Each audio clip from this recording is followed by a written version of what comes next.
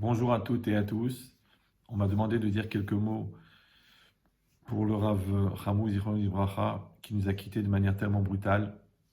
J'ai eu la chance de le connaître il y a 40 ans quand j'étais en classe de terminale. Lui, il était avrer à Gouarier. C'était déjà un avrer chachouv qui était connu pour sa atmada extraordinaire, combien il était investi dans l'étude jour et nuit. On a pu déjà à l'époque le côtoyer. Il nous invitait pour les Melavé Malka, pour dire des livrets Torah, et il nous enseignait pendant les vacances. Et déjà, il avait cette puissance, cette rochma, cette gentillesse, et ce Talmid Racham Atzoum. C'était un très fort, très grande connaissance, et en même temps cette très grande sensibilité. Je me rappelle qu'on était juste avant Tisha B'Av, et qu'il nous avait décidé de nous donner un cours sur Echa, Megillat Echa, et que et qu'il a et qu'il a il a commencé à lire le texte, et puis d'un seul coup il était ému, il pouvait plus parler, il s'est mis à pleurer et il a annulé le cours. Il est rentré chez lui. Ça veut dire telle sensibilité. Maintenant, nous, on était des jeunes, on comprenait pas très bien, on était là avec tout Tisha B'Av, ok, on va parler de la perte du Beth Amikdash, mais d'arriver comme ça, presque 2000 ans après la destruction, d'avoir une telle sensibilité qu'on éclate en pleurs, on peut même pas parler. Pour nous, c'était des choses qui étaient tellement incroyables. Et c'est la preuve d'une sensibilisation tellement grande, tellement forte, tellement puissante depuis le plus jeune âge, et d'une pureté aussi de réussir à accéder à un tel niveau. Aussi cette anecdote où il nous donnait le shiur de Gemara le matin, et puis il vient le matin fatigué comme ça, et il commence à faire le shiur. Il dit alors vous avez la réponse sur la question d'hier? Et nous, la vérité, on se rappelle même plus de la question, on était jeunes. Il nous dit mais je comprends pas, j'ai pas dormi de la nuit sur cette question, comment est-ce que vous avez fait pour réussir à dormir avec une question pareille? Ça veut dire la vraie définition de Torato ou Manuto. En vérité, tout son travail, toute sa vie, c'était que l'étude de la Torah. Et cette dimension-là de jeune avraire, oui, parce qu'il était assez jeune à l'époque, avec un certain nombre d'enfants, au Hachem déjà, et cette facilité d'accès, cette disponibilité, cette gentillesse, ce sourire, qui en fin de compte n'a jamais changé. C'est-à-dire Rav Ramou, pour nous, ça a toujours été un Rav comme ça, tellement accessible, mais d'un autre côté tellement grand, tellement fort, et surtout la capacité d'apporter des réponses. Ce qu'on recherche toute sa vie, le Da'at Torah, c'est-à-dire l'esprit de la Torah, la connaissance de la Torah, la manière de penser de la Torah, comme on le dit le matin dans la Tfila, Talmidei Chachamim Marbim Shalom Ba'olam, que les érudits, les sages multiplient la paix dans le monde. La paix, ils disent les commentaires, c'est le fait que quand il y a un conflit entre deux personnes, ou que soi-même on est en doute parce qu'on a un doute sur une halakha, alors le Talmid Chacham, il amène cette paix, la paix entre les personnes et la paix avec soi-même, de savoir exactement cet argent il est à toi, il n'est pas à toi, est-ce que tu as fait une avéra, pas fait une avéra, est-ce que cette femme elle est permise, pas permise. Il dit cette capacité d'amener le shalom, il dit cette dimension-là que malheureusement qui est de plus en plus rare, parce qu'il faut avoir un niveau de connaissance et un niveau de recul et de maturité par rapport à sa connaissance, qu'on trouvait chez le Rav Ramou de manière tellement facile. On faisait un téléphone, paf, il répondait clairement, d'accord, sans aucun doute, toujours avec la gentillesse, toujours avec la patience. Évidemment, on savait qu'il était occupé, qu'il y avait beaucoup de préoccupations, aussi de la fatigue, mais à n'importe quel moment qu'on le croisait dans un mariage ou dans une circonstance, et où on le prenait pour lui demander, des fois pour lui raconter, pour lui dire un Dvar Torah, mais cette force de pouvoir répondre avec cette clarté. Il dit la Gemara dans Brachot, Kol mi shesh bo da'at ke ilu nivne bet hamikdash miyamav. Il dit celui qui a le da'at, celui qui a cette connaissance-là, qui a cette conscience, qui a ce niveau de maturité spirituelle qui est tellement fort, et ben c'est comme si le Bet Amikdash était construit de son vivant. Ils disent des commentaires qu'en fait le Bet Amikdash c'était un repère de Emouna. On sait qu'il y avait 10 miracles dans le Bet Amikdash, et celui qui voyait le Bet Amikdash, et ben il n'avait aucun doute sur l'existence d'Hachem, et il avait aussi une perception extraordinaire, une forme de portail entre lui et Akadosh Baruch Hu pour recevoir la connaissance, pour recevoir la lumière de la Torah. Et ben celui qui est le Da'at aussi, c'est comme si le Bet Amikdash avait été construit, c'est-à-dire que quelqu'un qui voit un Talmid Chacham comme était le Rav Ramou, le voir, d'accord, le voir vivre, le voir appliquer les mitzvot, le voir prier, le voir faire une bracha, le voir dans le feu de la Torah, dans les cris de la Chavruta, avec le Rav Revi Zatzal, c'était tellement puissant, c'est comme si on voyait le Beth Amikdash, c'est-à-dire d'avoir des repères comme ça. Malheureusement, on n'en a pas assez profité, d'accord? Parce que c'est un peu comme les gens qui habitent en face de la mer, bah, ils vont pas aller regarder la mer parce qu'ils pensent, bon, la mer, elle est là, quand je voudrais, j'ai besoin. On pense qu'ils sont éternels, mais en vérité, ce sont des personnalités tellement grandes, tellement puissantes, et surtout tellement modestes, tellement effacées, d'accord? Tellement annulées à leur fonction, qui ne se mettent jamais en avant, qu'on pouvait malheureusement prendre le risque de leur manquer de kavod ou de ne pas faire attention, toujours d'aller au-devant d'eux. À chaque fois que je le voyais dans une simcha, j'allais vers lui, toujours je courais vers lui pour aller l'embrasser, pour lui dire Shalom Aleichem, pour lui éviter que lui le fasse, parce que lui il ne se serait pas gêné, il ne se gênait pas d'ailleurs de le faire, mais quelle force, quelle puissance, quelle pureté, quelle modestie. J'étais un jeune avraire et je donnais un cours dans un hôtel à la montagne, et lui il était là, il a assisté au cours, et c'était un cours sur Shabbat, je me rappelle. En fait un chamoura, un développement que j'avais étudié dans Shabbat et que j'avais utilisé pour faire un cours de pensée juive sur Shabbat, Melechet Marchevet, toutes ces notions-là.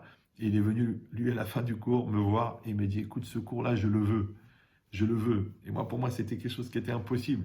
Puisque je vous dis, moi, j'étais à peine un élève de terminale. Avant de rentrer même dans les Shiva, lui, il était déjà un grand ami Chacham. Et il vient voir un jeune avraire comme ça, lui dire, je veux ce cours-là, je veux réécouter ce cours, je veux travailler ce cours. C'est quelque chose qui est d'une puissance de Hanava, qui est incommensurable. Et de comprendre ça, cette force et cette capacité que, que le Rav il a seulement au travers de cette Hanava, d'être capable de le faire. Pourquoi? Parce que la Gemara elle dit que Kola Lomet Torah Balaïla, Moshrimlo Chut Shel Chesed, celui qui étudie la Torah la nuit, alors on lui envoie un rayon de bonté. Il dit c'est quoi l'idée? Le Rav Eman à l'époque il avait expliqué, il avait dit celui qui étudie la nuit, évidemment que s'il étudie la nuit, il étudie aussi le jour. Donc on parle de quelqu'un qui étudie jour et nuit. Évidemment, celui qui est entièrement consacré à sa Torah, il aurait dû normalement avoir un problème de sociabilité. Ouais, comme un ingénieur qui fait de la recherche expérimentale, on ne peut pas le croiser dans le couloir et commencer à lui parler, lui poser des questions. Ouais, il n'a pas le temps, il est très très consacré à ce qu'il fait, il n'a pas la tête pour ce genre de choses. Il dit par contre, elle dit la Gemara, celui qui est l'Omed Balaïla, Akadosh Baruch Hu lui envoie un mérite extraordinaire, c'est Chut Shel Chesed. Ça veut dire il a comme une grâce, d'accord, et une capacité et une patience que malgré qu'il est entièrement consacré, entièrement Mukdash, il est sanctifié pour sa Torah, que c'est ça le but de sa vie, qu'il fait ça toute la journée, et bien quand même, quand on va le voir, il a cet accès facile, il a ce Chut Shel Chesed, il a ce visage rayonnant et sympathique, d'accord, toujours prêt à écouter, toujours prêt à répondre, et ça c'est la preuve du Talmid Chacham Amiti, c'est-à-dire qu'il a pas seulement beaucoup étudié la Torah, il n'a pas seulement beaucoup travaillé ses midot, parce que c'est un Bal Moussar extraordinaire, quelqu'un qui a compris que si la Torah n'est pas vécue, et si elle n'est pas accompagnée des bonnes midot, donc des bonnes qualités, et si quelqu'un il n'a pas cette facilité, cette gentillesse, cette douceur, et puis même, j'irais jusqu'à dire cette normalité, c'est-à-dire que quelqu'un qui peut réussir, malgré sa puissance, malgré sa connaissance, malgré sa force, à rester normal, d'accord? C'est-à-dire d'être dans une accessibilité et d'un équilibre et d'une humanité incroyable, parce qu'il va répondre maintenant à un très grand Talmid Chacham avec qui il va parler sur une question compliquée, et après il va recevoir quelqu'un d'ignorant qui va lui poser une question pour savoir, bon, parce qu'il a fait une erreur dans le Birkat Amazon, ou parce qu'il a oublié de mettre les téphilines, et il va prendre la patience de lui expliquer la halakha exactement avec le même niveau de concentration, alors qu'il aurait pu baser et dire bah écoute, t'as qu'à aller étudier ou regarder en Shulchan Aruch, ou regarder il y a le coup de Yosef en français. Non, lui-même, il prenait cette patience. Et c'est très très bizarre de voir qu'un Rav qui n'a jamais utilisé tous les moyens qu'aujourd'hui on a à notre disposition, de diffusion, d'Internet, des choses comme ça, qui n'a fait que dans la manière qui est donnée par la Torah, par la halakha, de Rav à élève, directement de parler directement avec la personne, et ben il a tellement été connu, tellement été diffusé, tellement été apprécié. Vous savez que c'est plus de 60 000 personnes qui ont suivi les Spédim pour son enterrement sur Internet, parce qu'on était chacun confiné chez soi, mais ça veut dire que c'est énorme, c'est puissant d'accord, que de comprendre comment quelqu'un il a pu, et il est tellement aimé, tellement apprécié, alors qu'il n'avait pas ces moyens de diffusion, il n'a jamais été sur Internet pour aller diffuser un cours, mais quand même, dans la manière d'être, c'est-à-dire qu'Akadosh Baruch Hu, il fait, comme il dit le Chazon Ish, que le peuple, il reconnaît les tzadikim, et les gens, ils allaient naturellement vers lui. Même des gens qui l'ont connu très peu, des gens qui l'ont côtoyé, des gens qui l'ont croisé dans le train, qui l'ont entendu une dracha, un cours qu'il aurait fait dans un village de vacances pendant l'été, où il se reposait, eh ben, ils ont déjà été impressionnés. Même ceux qui l'ont vu prier, d'accord. Parce que quand je dis dans les villages de vacances, en vérité, moi je l'ai côtoyé quand on allait à la montagne, on ne le voyait pas. Ses enfants, ils allaient, sa femme, mais lui, il était toujours enfermé dans sa chambre en train d'étudier la Torah. Il n'était pas, c'est pas quelqu'un qu'on allait croiser sur un chemin ou dans un parc, parce qu'il était consacré 100% à son étude de la Torah. Il dit cette capacité à accueillir chaque personne avec une telle proximité. Alors ça illustre très bien ce qui est marqué dans la Gemara, dans le Rambam, que quand c'est marqué Veshnan Tam Levanecha, que de là on apprend la mitzvah pour un rave d'enseigner à ses enfants. De Vilmat Temotam, on apprend l'obligation d'étudier, d'enseigner à ses enfants, mais Veshnan Tam Levanecha, on apprend l'obligation pour le rave d'enseigner à ses élèves.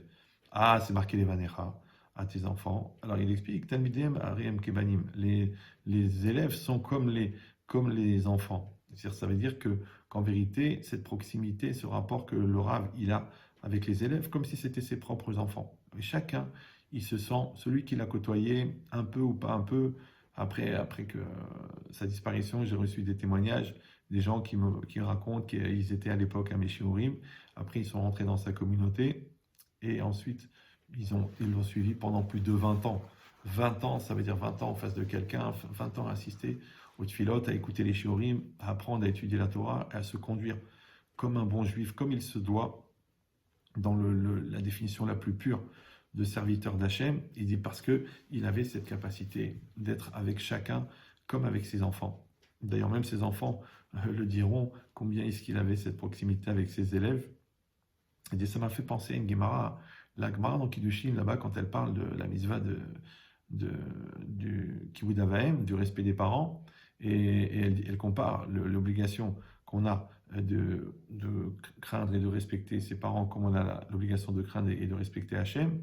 Alors là-bas, la Gemara dit, Galoui ve'adoua lifnemi she'amar va'yaolam she'aben mitiare mi aviv yoter mi imo. Il est dévoilé et connu devant celui qui a dit que le monde soit, donc devant Hachem, que l'enfant y craint plus son père que sa mère. Et la Gemara dit pourquoi Mipne chez Melamdo Torah, parce qu'il lui enseigne la Torah. C'est intéressant, on aurait pu dire que l'enfant y craint plus son père, parce que le père il va lui donner la trecha, parce qu'il va le crier, parce qu'il a une autorité, parce qu'il va lui faire peur. Non, c'est marqué Mipne chez Melamdo Torah. Alors j'avais dit de là-bas un enseignement que, ici c'est marrant que la Torah, elle a qualifié la relation du père avec l'enfant comme une relation de Rav. Mipne chez Melamdo Torah. D'accord? Maintenant, qu'est-ce que c'est la Torah? Qu'est-ce que c'est le Rav? Le Rav, c'est la vérité. Le Rav, c'est la perpétuité. Le Rav, c'est la stabilité. D'accord? Un Rav, il est là pour enseigner la Torah. Un Rav, il a une obligation de stabilité, de cohérence entre ce qu'il dit et ce qu'il fait. D'accord? Parce que sinon, Chas v'Shalom, ça fait des effets inverses. Parce qu'on va avoir un Rav qui va faire un cours sur la patience et qui va se mettre en colère, ou qui va faire un cours sur le bitachon et après qui va s'acheter une grosse voiture. Donc, on va commencer à se poser des questions. Il dit donc le Rav, il est en fait la référence, un peu comme le père, puisque père, c'est repère. Donc maintenant, c'est vrai que là-bas, la Gemara, elle parle de l'influence du père sur l'enfant, mais étant donné qu'on dit que le père que son mode de fonctionnement, c'est d'enseigner la Torah, donc de la même manière, par effet miroir, aussi, on nous donne aussi la nature de la relation du Rav avec son élève. C'est-à-dire que si le Rav, il va être un père pour ses talmidim, et d'avoir cette relation-là, comme il dit le Rav Simcha Zissel, que le Rav doit être admiré, doit être aimé, doit être apprécié, doit être recherché par ses élèves, pour que les élèves puissent comprendre l'importance et la puissance de l'enseignement du Rav. Parce qu'on dit Ikar pnimiyu divra Rav ena nishmarin, et là les talmid achafes beyoter nishmoa. L'essentiel de l'intériorité des paroles du Rav n'est accessible qu'à un élève qui désire intensément. Maintenant, on sait très bien que dans le jeu de communication, dans le jeu d'enseignement, il y a une logique que c'est vrai que l'élève a une mitzvah d'être intéressé par les paroles du Rav, mais il faut que le Rav, lui, soit intéressant. C'est le Rav qui va donner cet intérêt par le fait qu'il soit intéressant. Donc plus un Rav, eh ben, il est valorisé, plus il est pur, plus il est entier, plus il est Toho Kebaro, son intériorité, son extériorité sont les mêmes, plus il vit ce qu'il pense, il vit ce qu'il dit, il est ce qu'il dit, et plus la Torah, elle va traverser, elle va passer Shimusha Yotam Talmuda, d'accord? C'est-à-dire le vécu dans la proximité du Rav, c'est plus important que l'étude. Ça veut dire que tant que toi, tu as étudié la Torah, c'est extraordinaire. Tu le fais dans des livres. Mais quand tu vois la Torah vécue par le Talmid Chacham, et c'est ça qui est extraordinaire, de voir un Talmid Chacham que la Torah, elle est vécue. Ça veut dire que devant nous, en réalité, on a. C'est pour ça que la Gemara dit que, regarde ces imbéciles d'ignorants qui se lèvent devant le Sefer Torah et qui ne se lèvent pas devant le Talmid Chacham. Mais en vérité, le Talmid Chacham, c'est un Sefer Torah vivant. Ça veut dire que si on n'avait pas le Talmid Chacham pour nous expliquer le texte, mais d'où est-ce qu'on va comprendre la Torah? Nous, on va faire. Tu vas prendre un chumash, tu commences à réfléchir, et la Mechilta, et le Marat Chayut, et le Rashash. Comment tu vas faire s'il n'y a pas un Talmid Chacham qui est là, qui a fait le travail en amont, et qui va t'aider à avoir une lecture claire dans la Torah? Donc en fait, le Sefer Torah et le Rav, c'est la même chose. Le Rav, c'est le Sefer Torah vivant. C'est comme si tu as la Torah chez Birtav, c'est le Sefer Torah, et Torah chez Be'alpé, c'est le Rav. Et sans le Rav, on ne peut rien faire. C'est pour ça qu'à l'époque, à Brisk, en Lituanie, là-bas, quand à Simchat Torah, ils prenaient le Sefer Torah, mais ils prenaient aussi le Rav. Ils dansaient avec le Rav dans les mains, comme si le Rav, c'était un Sefer Torah. Et il y a une logique là-dedans. Ça veut dire que nous, le kavod qu'on doit faire au Rav, en vérité, le kavod, c'est quoi? Le kavod, c'est le droit d'exister qu'on donne à l'autre. Donc, de la même manière que quand on fait le kavod à l'autre, et ben l'autre, il nous donne le meilleur de lui-même, on se doit de faire le kavod de la Torah, le kavod du Rav, et le kavod du Rav va faire que le Rav nous donne le meilleur de lui-même. Et lui, on sait que Rav Chamou, il avait un kavod pour les chachamim, il avait un kavod pour les rabbanim extraordinaire. D'ailleurs, on a étudié là, il n'y a pas très longtemps dans le Daf Yomi, que celui qui fait le kavod au chachamim, il a des enfants tamid et chachamim. Et Baruch Hashem, les enfants du Rav, chacun, Baruch Hashem, ils sont à 100% dans l'étude de la Torah. Et on peut que s'enorgueillir et voir et louer que Baruch Hashem, les fruits, ils ne tombent jamais loin de l'arbre. Et que c'est la preuve aussi que leur père, il était tellement rempli de Torah que les enfants, Baruch Hashem, ils sont à ce niveau-là.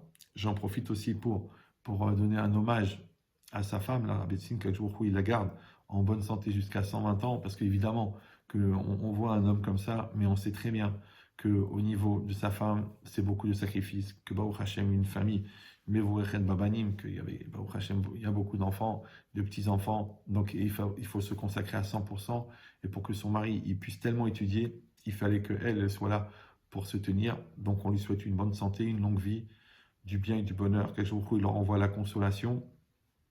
Et on sait que le Rav, ben, il n'est plus là physiquement, mais il est là émotionnellement, il est là spirituellement. Sa Neshama, elle est là, elle protège sa famille.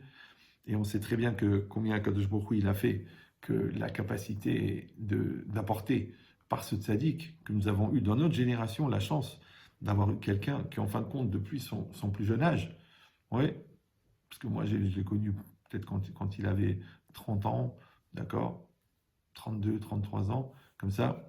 Mais déjà, lui, depuis depuis son plus jeune âge, il était consacré à l'étude de la Torah. Un homme que toute sa vie, il a donné pour l'étude, pour la prière, pour la Avodat Hashem, pour la Avodat des Midot, pour faire attention au kavod de chacun, une capacité extraordinaire. Et ça, ce sont des repères. Maintenant, quand le repère il est vivant, alors on a une mitzvah d'apprendre et de l'utiliser pour grandir. Mais après, quand la personne elle est partie, alors il faut savoir que chacun, quand il quitte ce monde, il laisse un vide. Et que ce vide-là, c'est comme si on disait il y a 15 millions de juifs dans le monde, et il y a par exemple, je sais pas moi, 10 000 unités de spiritualité qui doivent être apportées par le monde, dans le monde par les bénis Israël. Et ben, chacun, il a une dose. Évidemment, on a compris que quelqu'un qui étudie une fois par an et celui qui étudie toute la journée, ils n'ont pas la même dose d'unité de spiritualité apportée dans le monde, et que quand une grande personne comme ça, elle s'en va, alors il faut redistribuer la dette parce que c'est le même poids, c'est la même nécessité de spiritualité qui reste, mais il y a moins de personnes pour pouvoir la supporter. Maintenant, on sait que beaucoup de personnes, ils prennent sur eux, chacun selon les facettes de ce qu'il a perçu chez le Rav, comme on dit, le Rabbi Akiba, il avait 24 000 élèves. En vérité, c'était 24 000 perceptions du Rav. Et la réunion de tous les 24 000 élèves, ça fait comme 24 000 Rabbi Akiba si chacun avait été capable d'apprendre l'un de l'autre. Bon, ça ne s'est pas passé comme ça, et c'est ce qui a provoqué la mort des élèves. Mais en tout cas, nous, on doit savoir que chacun, selon ce qu'il a perçu, celui-là, il a été sensible à l'approche de la halakha du Rav. Celui-là, il a vu la Hirat Shamayim. Celui-là, il a vu le Atmada, l'investissement à 100% dans l'étude de la Torah. Celui-là, il a vu la sensibilité. Celui-là, il a vu les chants du Shabbat. Celui-là, il a vu la Kavana. Celui-là, il a vu la perpétuité dans le comportement. Chacun, ce qu'il va percevoir, il doit prendre sur lui pour essayer de s'améliorer, pour essayer de s'arranger et pour essayer de combler le déficit qui a été créé par la disparition physique du Rav, pas la disparition spirituelle bien sûr, mais la disparition physique du Rav, et que cette dette, elle retombe sur nous. Je voulais aussi vous dire que à l'époque, on avait entendu un shiur extraordinaire comme ça, il y a plus de 30 ans, on disait que la fin des temps, en vérité, la période dans laquelle nous trouvons, les mitzvot principales, la mitzvah principale, c'est la Emouna. Ouais, et c'est vrai qu'on voit qu'avant, la Emouna, c'était facile, mais les mitzvot, c'était difficile. Au Moyen-Âge, les gens, quand ils voulaient étudier la Torah ou qu'ils voulaient acheter du maror, des herbes amères à Pessah, on les prenait, on les brûlait vifs sur des bûchers. D'accord? Mais ils avaient une émouna extraordinaire. Donc les mitzvot étaient très très difficiles, mais la émouna c'était facile. Le Rashba lui-même il rapporte qu'à l'époque, quand on demandait à des juifs de se convertir au christianisme ou alors de se sacrifier, ils se jetaient dans le feu avec joie. Ils faisaient la bracha sur le Kiddush Hashem et sur la sanctification du nom divin, ils se jetaient dans le feu. Il dit maintenant, malheureusement, c'est un peu inversé. C'est-à-dire qu'aujourd'hui, les mitzvot sont faciles. D'accord? Si on veut des tefilines, ils sont de meilleure qualité que ceux de Rashi. D'accord? Parce que Rashi, il explique qu'il ne faut pas trop serrer les tefilines parce que ça déforme le carré. Maintenant, quel genre de tefilines ça pouvait être que nous, on les achèterait même pas. D'accord? Et aujourd'hui, on a des tefilines extraordinaires, on a des titiotes de très belle qualité, on a une cache-route incroyable, on peut manger cachero au Tibet, se faire livrer des repas à Courchevel. On a des niveaux de cache-route incroyables. On a des éditions de livres magnifiques. Donc on voit que les mitzvot sont plus faciles. Mais malheureusement, de manière inversement proportionnelle, la Emouna, elle baisse. Pourquoi? Parce que la fin des temps, c'est justement le moment où la mitzvah de Emouna sera mise en relief, sera mise en avant. Or, il faut savoir que chaque mitzvah, elle a un terrain d'application de la mitzvah. Et si la mitzvah, c'est la Emouna, donc le terrain d'application, c'est quoi? C'est le balagan. C'est-à-dire qu'on ne voit pas clair, qu'on ne sait pas ce qui se passe, qu'on ne comprend pas ce qui se passe, comme la situation dans laquelle on est, d'accord? Qu'on ne connaît pas l'avenir, que c'est un danger invisible, qu'on ne sait pas ce qui peut arriver, d'accord? Alors il faut savoir une chose, c'est qu'une des forces du Yetzer Hara, c'est de fabriquer des faux repères. Comme il dit le Rav Dessler, comme quelqu'un qui est dans un bateau et que le bateau il chavire, et le bateau il se met à couler, et d'un seul coup il est tout seul au milieu de la mer, et il voit de la paille qui flotte, et qu'est-ce qu'il fait? Il essaye de s'accrocher à cette paille. Mais la paille ne peut pas le faire flotter, parce qu'un corps, pour qu'il flotte, il faut trouver un autre objet qui a au moins le même volume pour pouvoir il va s'accrocher avec un morceau de bois, avec une planche, pour pouvoir le faire flotter.